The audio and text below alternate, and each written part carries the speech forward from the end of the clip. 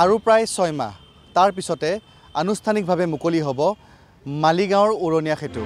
শীঘ্ৰে নিৰ্মাণ কাৰ্য সম্পূৰ্ণ হ'ব মালিগাঁও উৰণীয়া সেতুৰ। ইতিমধ্যে সমাপ্ত হৈছে 70% কাম। হয়, অপেক্ষাৰ অন্ত পৰিব।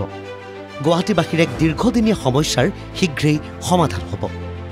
এয়া নিৰ্মীয়মান মহানগৰীৰ মালিগাঁৱৰ উৰণীয়া সেতুৰ দৃশ্য। ক্ষিপ্ৰতাৰে চলিছে সেতুখনৰ নিৰ্মাণ কাৰ্য।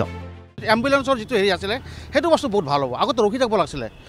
ইয়াতে বহুত মানুহ আমি দেখা পাওঁ। ইয়াতে ধৰক যিটো হিচাপত জামটো কৰে সিহঁতে কেতিয়াবা অসুবিধা মানে সেই অসুবিধাটো এতিয়া নাথাকে আৰু আগৰ দৰে নহয় আৰু এতিয়া আৰু কামটো হৈছেতো, কাম হৈ আছে।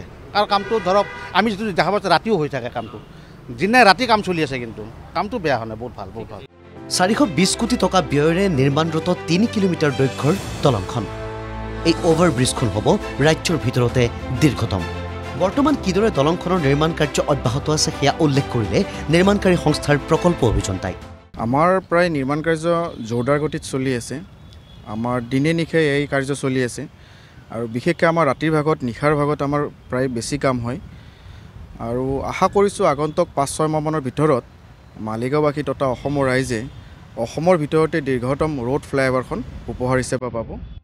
দলংখনৰ নিৰ্মাণ কাৰ্য চলি থকাৰ বাবে নিতৌ অঞ্চলটোৰ সৃষ্টি হয় তীব্ৰ যান-জঁটৰ, যাৰ বাবে জমৰ যাতনা ভুগিব লাগে সাধাৰণ জনতাই। অৱশ্যে উৰণীয়া সেতুখনৰ নিৰ্মাণ কাৰ্য সম্পূৰ্ণ হ'লে এই সকলোবোৰ সমস্যাৰ জঠি পৰিব। ইফালে দলংখনৰ কাম অধিক ক্ষিপ্ৰতাৰে কৰিবলৈ ঠিকাদাৰী প্ৰতিষ্ঠানক আহ্বান স্থানীয় ৰাইজৰ। ব্ৰিজখন হোৱাৰ পিছত আমাৰ বহুতে সুবিধা হ'ব, ৰাইজৰ সুবিধা হ'ব। আৰু আমি কাম কৰা ঠিকাদাৰজনক আমি বিনম্ৰতাৰে অনুৰোধ জনাওঁ যে অতি সোনকালে এই যান জঁটৰ পৰা মুক্ত কৰি দিয়ে আৰু সোনকালে যেন এই কামটো মুকলাই দিয়ে। উল্লেখ্য যে লোক নিৰ্মাণ বিভাগৰ তত্বাৱধানত নিৰ্মাণ কৰি থকা হৈছে উৰণীয়া সেতুখন। ঠিকাদাৰী প্ৰতিষ্ঠান গৌতম কনষ্ট্ৰাকশ্যন আৰু অনুপম প্ৰাইভেট লিমিটেডে চলাইছে নিৰ্মাণ কাৰ্য।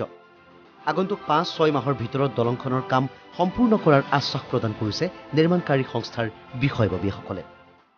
মালিগাঁৱৰ পৰা তৌফিক উদ্দিন আহমেদৰ ৰিপৰ্ট, NKTV।